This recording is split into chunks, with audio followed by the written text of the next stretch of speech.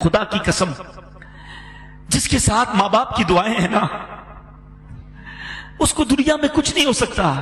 رب کی رحمتیں اس کے سر پر ہیں، اس کے سارے طوفان ٹل جائیں گے، اس کی ساری مشکلیں آسان ہو جائیں گی. جس سے ماں باپ راضی ہیں اس کو ترقی سے کوئی نہیں روک سکتا، اور جس سے ماں باپ ناراض ہے نا، وہ کچھ بھی کر لے وہ برباد ہوگا. حدیث پاک کا مضمون ہے، اور گناہوں کی سزا قیامت کے دن دی جاتی ہے، مگر ماں باپ کو ستانا یہ ایسا گناہ ہے جس کی سزا بندے کو دنیا میں بھی دکھائی جاتی ہے. آخرت میں تو ملے گا عذاب، مگر دنیا میں بھی دکھائی جاتی ہے. اے میرے میٹھے اسلامی بھائیوں، کیوں؟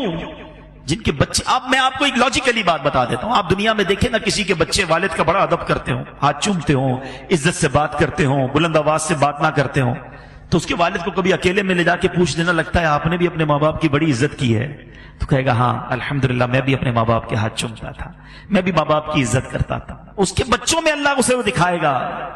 اور جو اپنے ماں باپ کی بدتمیزی کرتا ہے، ماں باپ کی دل آزاری کرتا ہے، آپ دیکھ لیں دنیا ہی میں اس کے بچے اس کی دل آزاری کرتے نظر آئیں گے، نافرمان ہو جائیں گے. اگر آپ چاہتے ہیں کہ آپ کی آنے والی نسلیں آپ کے لیے محبت کرنے والی، ادب کرنے والی ہوں، اپنے ماں باپ کا ادب کریں. آپ چاہتے ہیں کہ آپ کے مرنے کے بعد آپ کی اولاد آپ کے لیے ایصال ثواب کرے، آپ اپنے والدین کے لیے ایصال ثواب کریں. مرحوم کو بھول نہ جاؤ.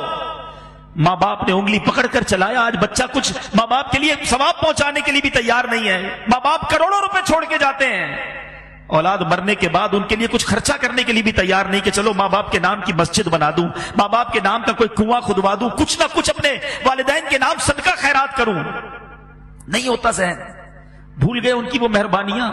صلو علی الحبیب صلی اللہ تعالی علی محمد. مجھے اپنی اور ساری دنیا کے لوگوں کی اصلاح کی کوشش کرنی ہے.